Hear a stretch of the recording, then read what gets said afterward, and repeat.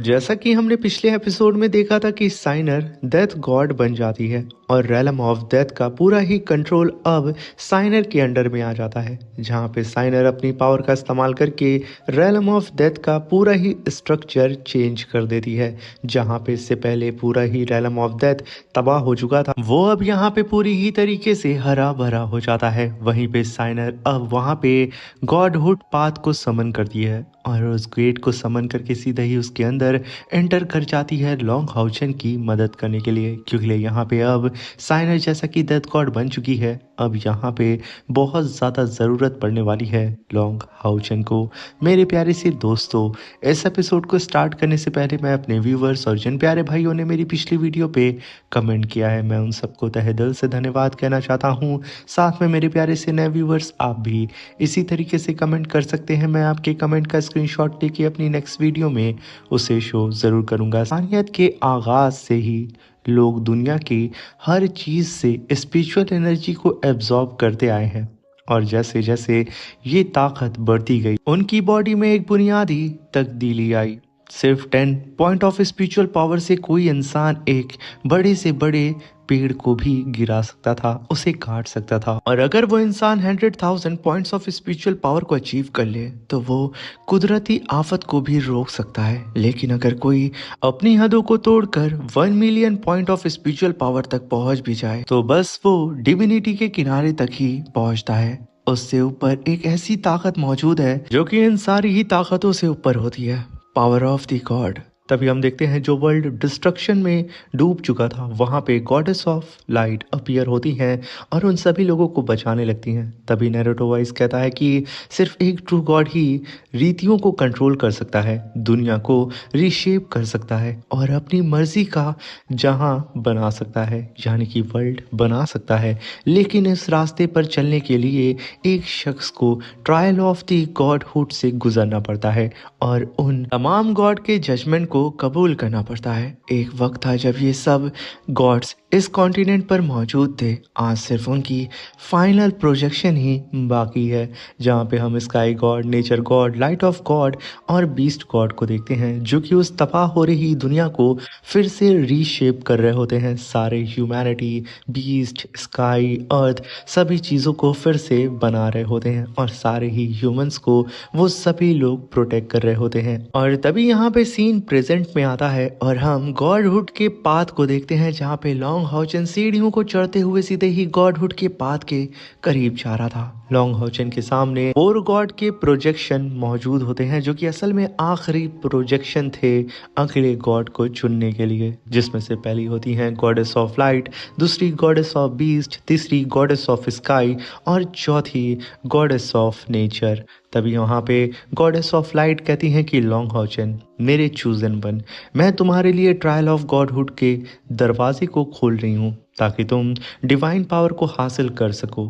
ये कहने के साथ वो सारी ही प्लेस को पूरी ही तरीके से चेंज कर देती हैं और अपने हाथ में एक स्पिरिचुअल बॉल को समन करती हैं और लॉन्ग हाउचन से कहती हैं कि हर शख्स का रास्ता अलग होता है। जब तुम पाथ ऑफ डिविनिटी पर कदम रखोगे तो एक नया वर्ल्ड तुम्हारे लिए पैदा होगा। इस दुनिया में अपने डिवाइन थ्रोन को हासिल करके ही तुम सच्चे गॉड बन सकते हो। तभी हम देखते हैं कि लॉन्ग हाउचन के हाथों में वो पोर्टल अपीयर हो चुका था, जिसका इस्तेमाल करके वो अपने ट्रायल वर्ल्ड के अंदर एंटर कर सकता है। मगर लॉन्ग हाउचन को नहीं पता होता है कि आखिर उसे आगे क्या करना है, जहाँ पे वो कहता है कि आखिर गॉडेस ऑफ लाइट, तो फिर मुझे इस डिवाइन थ्रोन को हासिल करने के लिए क्या करना होगा। तभी गॉडेस ऑफ लाइट कहती हैं, लॉन्ग हाउचन, बहुत पहले जब मैंने ट्रायल वर्ल्ड में अपना कदम पहला रखा था तब मैं सिर्फ एक पत्थर थी, लेकिन एक खास पत्थर। जैसे जैसे वक्त गुजरता गया मैं पत्थर से एक नेचर की पत्ती में कन्वर्ट हो गई।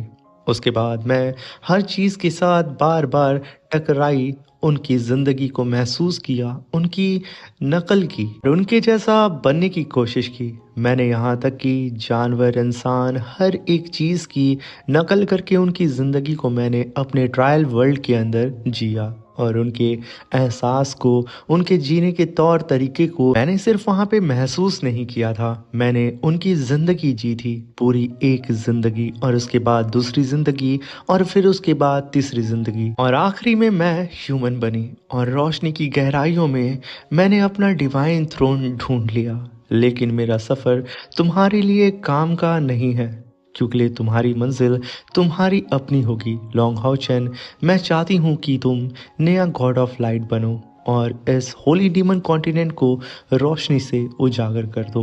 ये कहने के साथ वो वहाँ पे वर्ल्ड ट्रायल को एक्टिवेट करती हैं, जहाँ पे आसमान में एक जाइंट सा पोर्टल अपीयर हो जाता है। अब यहाँ पे लॉन्ग हाउचेन उस पोर्टल को देख करके कहता है कि गॉडेस ऑफ लाइट, मैं यहाँ पे आपसे वादा करता हूँ कि मैं अपनी पूरी ही जी जान लगा करके किसी भी कीमत पे इस ट्रायल को कंप्लीट करूँगा।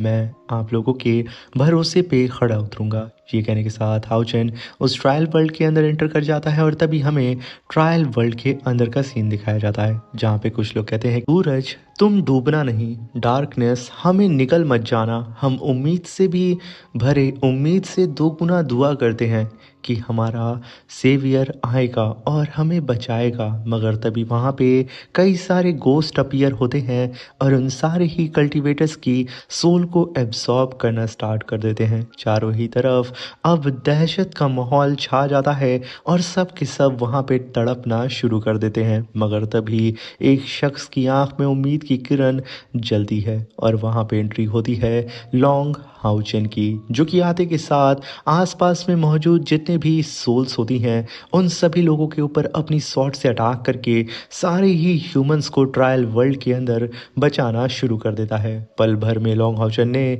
सभी लोगों को वहाँ पे बचा लिया था और सारे के सारे इविल सोल्स को ख़त्म कर दिया था। तभी सारे के सारे ट्रायल वर्ल्ड के कल्टीवेटर्स वो सब लॉन्ग हाउचेन को देख के कहते हैं कि हमारा सर्वाइवर, हमें बचाने वाला फाइनली आ चुका है। ये देख करके लॉन्ग हाउचेन काफ़ी हैरान होता है, क्योंकि वो सब लॉन्ग हाउचेन के सामने झुक चुके थे। तभी लॉन्ग हाउचेन आगे बढ़ते हुए जाके कहता है कि एल्डर प्लीज़ आप उठ जाएं, आखिर आप लोग क्या कर रहे हैं। तभी लॉन्ग हाउचेन को देख करके सारे ही एल्डर्स वहाँ पे खड़े हो जाते हैं, मगर उनकी खुशी का यहाँ पे ठिकाना नहीं होता है, क्योंकि उन्हें बचाने वाला उनका लेजेंडरी सेवियर जो आ चुका था। तभी वहाँ पे हम देखते हैं कि एक काफ़ी पावरफुल एम्बर, यानी कि एक रोशनी की किरण अपीयर होती है और सीधा ही लॉन्ग हाउचेन की तरफ बढ़ने लगती है। हाउचेन उसे अपने हाथ में पकड़ के कहता है कि आखिर ये क्या चीज़ है। और तभी लॉन्ग हाउचेन उस एम्बर को पकड़ के एल्डर से कहता है कि एल्डर आखिर मैं आपके लिए क्या कर सकता हूँ। तभी एल्डर कहता है कि इस एम्बर की रोशनी का पीछा करो और वेस्ट जहाँ सूरज ढलता है वहाँ जाओ और इस एम्बर ऑफ होप को जमा करो और इस दुनिया को रोशनी से भर दो। तभी लॉन्ग हाउचेन अपने मन में कहता है कि तो आखिरकार ये है मेरा ट्रायल, जो कि मुझे यहाँ पे गॉड बनाएगा।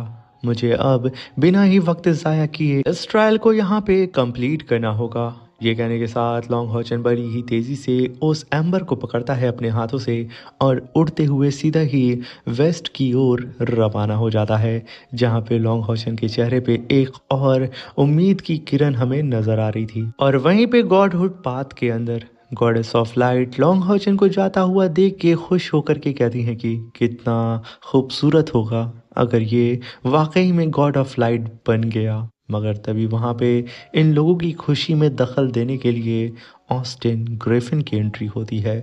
वो आते के साथ हंसते हुए कहता है कि गॉड ऑफ लाइट आखिर इसमें इतना ख़ास क्या है। ये कहने के साथ वो पूरे के पूरे एटमॉस्फेयर को गॉडहुड पाथ के चेंज कर देता है। चारों ही तरफ डार्कनेस ऑरा फैल जाता है, जहाँ पे वो चारों ही गॉड्स चिल्लाते हुए कहती हैं कि आखिर यहाँ पे कौन है।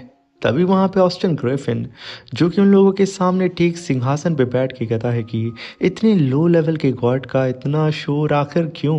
ये कहने के साथ वो अपने और प्रेशर को रिलीज़ करते हुए कहता है कि आखिर गॉड ऑफ लाइट बनने में इतना भी ख़ास क्या है।